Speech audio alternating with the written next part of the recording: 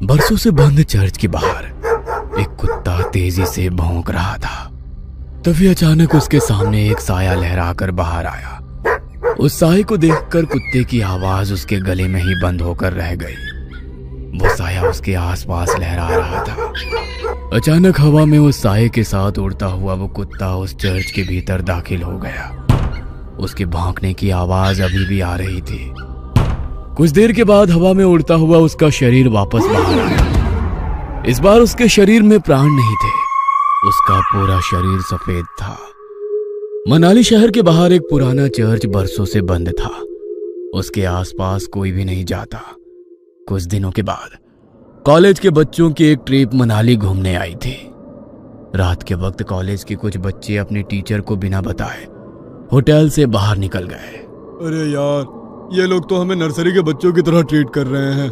ऐसे घूमने में क्या मजा आएगा। और नहीं तो क्या, यहाँ जाना है वहाँ नहीं जाना है, ऐसे करो वैसे करो, खाने का टाइम हो गया, सोने का टाइम हो गया। सोचा था लड़कियों के साथ मौज मस्ती करेंगे, मगर लड़कियों को तो दूसरे होटल में ठहरा दिया। यहाँ अकेले दीवारों के साथ सर फोड़ो। अब होटल से निकलने के बाद क्या करना है बताओ। करना क्या है, चलो ऐसे ही रोड पर घूमेंगे। तीनों दोस्त बातें करते हुए सुनसान सड़क पर चले जा रहे थे। कुछ दूर चलने के बाद वे लोग उस चर्च के बाहर पहुंच गए। देख, ये चर्च कितना सुंदर लग रहा है। हाँ, सुंदर तो है, मगर ऐसा लग रहा है कोई यहाँ आता जाता नहीं है। शायद कोई पुराना चर्च है। अंदर चलकर देखते हैं। अंदर जाकर? अरे नहीं, अभी रहने देते हैं, कल सुबह आएंगे। अरे कल सुबह? कल तो हमारे साथ प्रोफेसर वगैरह सब रहेंगे। वे लोग हमें खुद से दूर नहीं जाने देंगे। अभी चलते हैं ना, रात या दिन क्या फर्क पड़ता है। हाँ, वैसे भी हम लोगों के पास मोबाइल में टॉर्च तो है। बोरिंग सी ट्रिप में थोड़ा सा एडवेंचर हो जाएगा।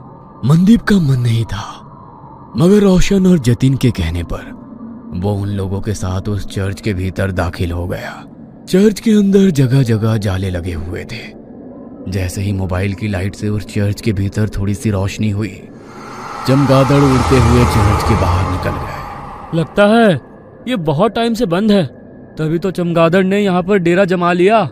यार, मुझे यहाँ की वाइब्स कुछ ठीक नहीं लग रही है, हम लोग चलते हैं। कहते हुए मनदीप पलटकर दरवाजे से बाहर निकलने वाला था, तभी उसके पैर किसी ने पकड़ लिया। वो जोर से चीखा। क्या हुआ? मेरा पैर किसी ने पकड़ लिया है। ये क्या कह रहे हो? कहते हुए उसने अपने मोबाइल का टॉर्च मनदीप के पैर की तरफ किया तो वहां पर रस्सी थी। उसे देख दोनों हंसने लगे। तेरा मन नहीं था ना आने का, इसलिए तू रस्सी से भी डर रहा है। कुछ नहीं, अंदर चलकर देख, यहाँ का आर्किटेक्ट कितना अच्छा है। कहते हुए वो उसका हाथ पकड़कर उसे अंदर ले गया। वे तीनों चर्च घूम ही रहे थे कि अचानक चर्च की लाइट जलने बुझने लगी। अरे, यहाँ पर लाइट कैसे आ गई? मुझे कुछ ठीक नहीं लग रहा, हम लोग यहाँ से चलते हैं। कहते हुए वो अपने दोनों दोस्तों के हाथ पकड़कर दरवाजे के पास गया, मगर अचानक ही दरवाजा बंद हो गया। तीनों दरवाजा खोलने की कोशिश कर रहे थे, मगर दरवाजा नहीं खुल रहा था। अरे, ऐसे कैसे हो सकता है? अभी तो ये दरवाजा खुला था। किसने बंद किया? प्लीज हेल्प, हमें डराने की कोशिश मत करो। कोई और रास्ता होगा यहाँ से निकलने का, ढूंढकर वहां से निकल जाते हैं। कहते हुए जतिन जैसे ही पलटा, दहशत के कारण उसकी आंखें फटी की फटी रह गई। उसने देखा उसके सामने एक नन खड़ी हुई थी। वो अपनी बड़ी बड़ी लाल आंखों से उन लोगों को घूरने लगी। ये क्या बला है, भागो यहाँ से। जैसे ही मनदीप ने उन लोगों को भागने को कहा, वो नन धुआं बनकर गायब हो गई। अब ये कहाँ गई? रोशन और मनदीप उसे इधर उधर ढूंढने लगे। तभी अचानक उन्होंने देखा कि जतिन जमीन पर रेंग रहा था। उसकी आंखें नन की तरह ही लाल थी, चेहरा पूरा सफेद और हाथ पैरों की चमड़ी जली हुई। उसे देखकर वे दोनों डर गए और चीखते हुए वहां से बाहर निकलने की कोशिश कर रहे थे, मगर उन्हें चर्च से बाहर निकलने का कोई रास्ता नजर नहीं आ रहा था। दोनों डर कर एक कोने में खड़े थे। जतिन तेजी से छिपकली की तरह रेंगता हुआ उनकी तरफ बढ़ा और उन लोगों को देख अपनी जीभ लपलपाता रहा। कभी जतिन का चेहरा नजर आता तो कभी उस नन का। हमने तुम्हारा क्या बिगाड़ा है? छोड़ दो हमारे दोस्त को, हमें यहाँ से जाने दो प्लीज, हमें यहाँ से जाने दो, हम कभी यहाँ नहीं आएंगे। कहते हुए मनदीप ने उस नन के आगे हाथ जोड़ लिए। नन उसे देख मुस्कुराने लगी। उस नन ने मनदीप का हाथ पकड़कर उसे अपनी ओर खींचने की कोशिश करी, मगर मनदीप के हाथ में गुरुद्वारे का पवित्र कड़ा था। उसे छूते ही नन को तेज झटका लगा और वो जमीन पर गिर गई और वो नन धुआं बनकर जतिन के शरीर से बाहर निकल गई। जतिन बेहोश जमीन पर पड़ा था। रोशन उसको होश में लाने की कोशिश करने लगा। जतिन जल्दी उठ जा, हमें यहाँ से निकलना होगा। जतिन प्लीज उठ जा। तुम लोगों को क्या लगता है कि तुम लोग इससे बच सकते हो? नहीं, तुम लोग अब उसके शिकार हो। यहां से बचकर नहीं जा सकते हो। वैसे भी यहां कोई नहीं आता। यहां गलती से कोई जानवर भी आ जाता है तो वो उसे नहीं छोड़ती। फिर तुम लोग तो इंसान हो, तुम लोगों का मरना तय है। मगर ना जाने क्यों मुझे आज ऐसा लग रहा है कुछ अलग होने वाला है। फादर कुछ और कह पाते, उसके पहले ही उसने रोशन का गला पकड़ लिया। उसकी सांसें घूटने लगी। वो कातर नजरों से मनदीप की तरफ देखकर चिल्लाकर बोला, मनदीप चले जाओ यहाँ से, भागो। तुम्हारे पास गुरुद्वारे की पवित्र शक्ति है, ये तुम्हें कुछ नहीं कर सकती है। भाग जाओ। मैं तुमको छोड़कर कहीं नहीं जाऊंगा। मैं कह रहा हूँ ना, तुम चले जाओ यहाँ से, चले जाओ। रोशन बार बार उसे जाने के लिए कह रहा था, मगर नन की पकड़ उसके गले पर तेज हो गई। उसके नाखूनों से उसके गले में गड्ढा हो गया। गले से बहते हुए खून को वो नन जीभ लंबी कर कर चाटने लगी।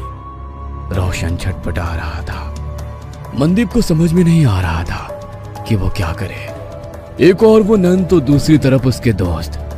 तभी उसके दिमाग में एक विचार आया। उसने अपने हाथ का कड़ा निकाला और एक हाथ में कड़ा और दूसरे हाथ में कृपाण ले वो जोर से बोला, वाहेगुरु जी का खालसा, वाहेगुरु जी की फतेह। जो बोले सो निहाल, सत श्री अकाल। मनदीप ने वो कड़ा नन के हाथों में डाला और सीने में कृपाण डाली। वो नन छटपटाने लगी। उसने रोशन की गर्दन छोड़ दी। हवा में लहरा रहा रोशन जमीन पर गिर गया। उस नन के सीने से काला गाढ़ा सा अजीब पदार्थ बह रहा था। जतिन अभी तक बेहोश था। मनदीप को मदद चाहिए थी, मगर उसके पास मदद के लिए कोई नहीं था। उसकी नजर यीशु की मूर्ति पर पड़ी। हे यीशु, मुझे तेरी प्रार्थना नहीं आती है, मगर तेरे घर में शैतान तेरे बंदों पर कैसे हावी हो सकता है? हमारी मदद करो। कहते हुए उसकी आंखों में आंसू आ गए।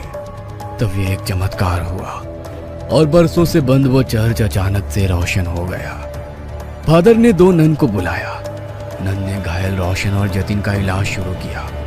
फिर फादर ने जैसे ही उस घायल नन की ओर देखा, होली वाटर डाल उसकी मुक्ति की प्रेयर करने लगे। देखते ही देखते वो नन की आत्मा यीशु की मूर्ति में समाहित हो गई। आज तुम्हारे साहस और सूझबूझ से बरसों से भटकती उस नन की आत्मा को मुक्ति मिल गई। God bless you my child. तुम्हारे दोस्त अब ठीक हैं। कल सुबह तक उन लोगों को कुछ भी याद नहीं रहेगा। अब तुम लोग यहाँ से चले जाओ और आज की घटना का जिक्र किसी से भी मत करना। फादर के कहने पर मनदीप अपने दोस्तों के साथ होटल वापस आ गया।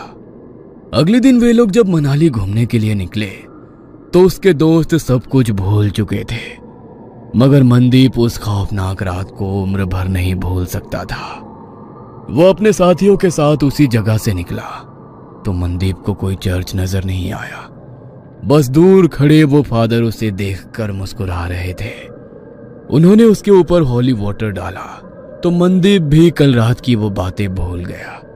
मगर मनाली के लोग उन लोगों को कभी भूल नहीं सकते हैं, क्योंकि उनके कारण ही तो उन्हें इविल नन से छुटकारा मिला था। ये कहानी आपको अच्छी लगी हो तो हमें सब्सक्राइब करें, हमारा इंस्टाग्राम और फेसबुक पेज जरूर फॉलो करें। और हाँ